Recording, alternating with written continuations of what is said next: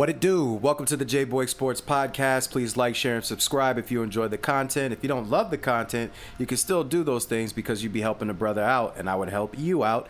Make sure that you comment so that we can have conversations in the comment section. Reply because ball is life. Hit that notification bell so you don't miss any of our fine content. And lastly, make sure you hang on at the end of this video for some suggested videos that we know you will love. Jumping right into this, I know you heard the Rick James at the beginning of this video because guess what? There ain't just one Rick James around here. There ain't just one P. Diddy around here. It looks like we also got a LeBron James around here. And LeBron's been acting like a wild orangutan since the beginning of time, and nobody's called it out. This guy is basically in need of a babysitter 24/7. But we already knew this, and now there's some new evidence that I've heard before, but now that I see other people putting out videos on it, I was like, you know what, let me give my take on this. Might as well, right? Might as well do it the Jay Boykes way. And so let's start by jumping right into this article, all right? Jumping right into this article. So Woj had made this article, and basically I'll make sure that I link the article to the comment section, but the first thing that it says here is LeBron James, and this is not Woj's part of it. This is some other guy named Samir Mehdi. And basically what he said at the top of his article, LeBron James could have blanked everything up for everyone in China. When the Lakers star almost didn't make the 2008 USA Olympics roster. And if you scroll down a little bit, it goes on to mention that perhaps one of the greatest collections of basketball ever assembled was done in the 2008 Beijing Olympics, in which they were called the Redeem Team, had players such as LeBron James, Kobe Bryant, Carmelo Anthony, Chris Paul, Dwayne Wade, amongst others. I believe Deron Williams and Jason Kidd were also on this team. I know Jason Kidd was on this team, and you're going to find out why in a second. But basically just a bunch of household names, and LeBron James was obviously one of the biggest stars in the world at the time and still is, but LeBron James was being a diva.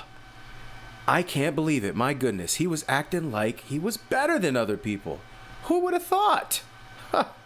So, it says here, the problem with LeBron James is that when it came to him being selected for the 2008 roster, his maturity, or lack thereof, head coach Mike Krzyzewski wanted then three-time champion Kobe Bryant to lead the team and believed LeBron James' presence on the roster wouldn't affect their chances to bag the gold medal. So basically, in Jay Boykes' words, this is him saying, we don't need that boy LeBron James. LeBron James, we don't need him. We don't need him. So, LeBron James wasn't very well liked during his stint on the 2004 Athens Olympics, nor the 2006 World Championships. After all, James was merely a teenager and around 21 years old during those two events, respectively. So basically, looks like we're trying to throw in an excuse. At 21, I wasn't a jerk. I just want to point that out. The division between LeBron and the USA roster was so apparent that the now four-time champions group of friends were labeled the Enablers. Uh-oh. So his boys were called the Enablers. I bet you Rich Paul was part of that. This is because they enabled James to be as bossy and egotistic, dang, that's a harsh word, egotistic, as he pleased. The straw that nearly broke the camel's back was when LeBron and his manager, Maverick Carter, behaved quite irrationally during the 2007 All-Star Weekend. Why am I not surprised? Didn't he just act crazy at this last All-Star Weekend by just deciding not to play last minute? Y'all really thought this diva behavior was new? Oh boy. Okay. Following his antics in the 2007 All-Star Weekend, the NBA agreed that they wouldn't bother forcing James to join Team USA for the Beijing Olympics. They again said that nicely. What they meant is we wasn't going to call that boy. We was going to leave his butt right home and let him think about his actions. And so, even after that, as we continue to read, it says, Nike caught wind of this and relayed a crucial message to LeBron and his camp. You change, or we are serious about leaving you home. A league official even said legacies were on the line and they weren't going to let LeBron mess, and that's me putting it nicely, they used a bigger, badder word that starts with an F, up for everyone in China. LeBron eventually decided that he would become more tolerable towards his coaches and be a part of the roster. He was, however, given Jason Kidd as a babysitter to make sure he stayed in line. It all worked out, though, because in the end, as USA would defeat Spain 118-107 and capture the gold medal. So what do you know? Well. This quote-unquote GOAT king that people love so much was a jerk. And I didn't read it in this article, but there's another snippet that I read where it says that he wasn't nice to the people that were working with the team, staff, and refused to like learn their names and stuff like that. So I guess he treated them like garbage. But why would you think any differently? Right? Why would you think any differently? Why would you think? What's the difference between LeBron James and P. Diddy and Aaron Rodgers and any of these people that think their stuff doesn't stink? You know? What is the difference between all these men? Now, obviously, Diddy might be the most salacious out of all of them with his unordinary exposure and usage of baby oil. But it's the same concept, man. Narcissism, right? That's what this stems from. Narcissism. And he was so bad that they said he needed a babysitter from Jason Kidd.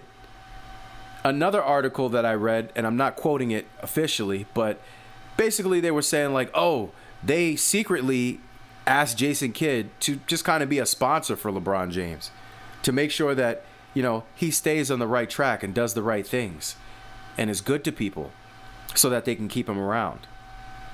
Imagine Kevin Durant saying later on after this that, LeBron's, his whole aura is toxic, right? Like an orange. Toxic. His aura or whatever, I seen it. It was orange.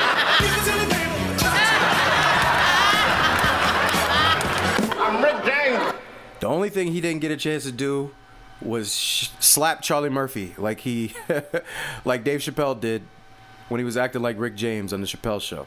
That's the only thing he didn't get a chance to do, apparently. But he would have slapped all of us if he could have. This is just more ridiculous behavior from LeBron James. People will tell you he's not a narcissist. They want to tell you about the school he created. They want to tell you about how good of a family man he is and all this other stuff.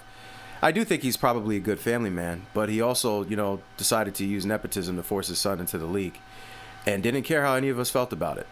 And again, like I've said, and I'm going to continue to shout from the mountaintops, you don't want nepotism happening to you, especially if it's from somebody of the opposite race. Because I know, I don't care what color you are, black, white, Asian, brown Asian, yellow Asian. I mean that respectfully. I don't know how to say it otherwise. I don't know if it's East Asian or West Asian. Maybe that's the better way to say it. I don't mean that disrespectfully. But at the end of the day, most people, if nepotism is used against them, they're going to get mad. But then on top of that, you throw in color to it, oh, people get even more mad. They do. I don't care what you say. I don't care what you say. You're going to get more mad. People get more mad. So at the end of the day, we're sitting up here and we're making all these excuses.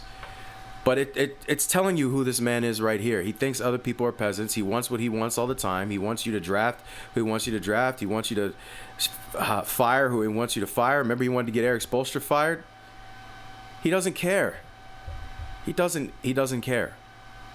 He doesn't care.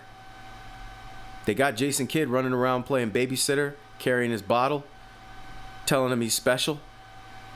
Asking him to be nice to the staff. Please be nice to the staff. They're hardworking. They're human beings, LeBron. You're not the only person in the world, okay? Like, it's just funny. It's just funny to me. It's funny. To the point where they were like, yo, leave his behind home, man. Leave him home. Leave him home. So, I listened to a lot of Dreamers Pro, and I know he actually did a video on this already that I had heard. And, he talks about the twerking and the honey. And he's right, man. There's a lot of twerking, a lot of honey, a lot of hips moving, gyrating for LeBron James. A lot of people losing their minds, jumping on top of each other's shoulders to get a look at him, doing whatever they can, changing reality, thinking they're Thanos, bending things to his favor. But at the end of the day, you can't bend this, man. There's no way you could spin this story. Dude was a jerk, and he's been a jerk. And I know Michael Jordan is a jerk too. fine. I've never heard a story of Mike treating the staff bad, though. If you work with him, if you work for him, it seems like he treats you good. People he doesn't know, it seems like he don't want to be bothered. We already know LeBron doesn't want to be bothered by people he don't know, so who does he want to be bothered by? Jason Tatum said LeBron wasn't nice to him when he met him as a kid. Who is LeBron nice to? Who does he treat well besides his family? And maybe Mav Carter and his clutch buddy, Rich Paul. Who else does he treat nicely? Who else does he respect? Who else is untouchable? I don't think anybody is in his life, to be honest with you. So, for those of you that support him, keep supporting him. That's up to you. Not mad at it. If you just like him for the basketball, cool. But the antics, miss me, man. Miss me with the antics. Because at the end of the day, in his mind, he thinks he's Rick James. He's going to stomp on your couch.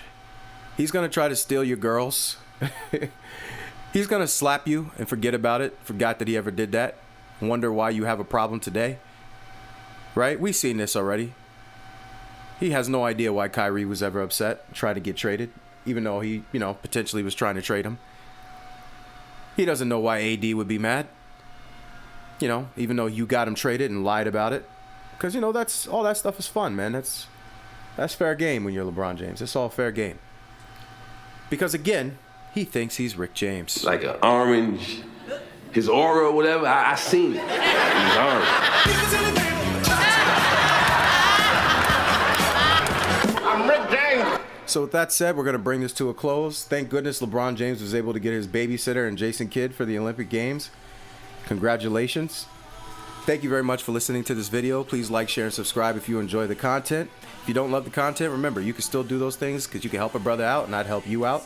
Make sure that you comment because I love to have conversations in the comment section. Ball is life. Make sure you reply.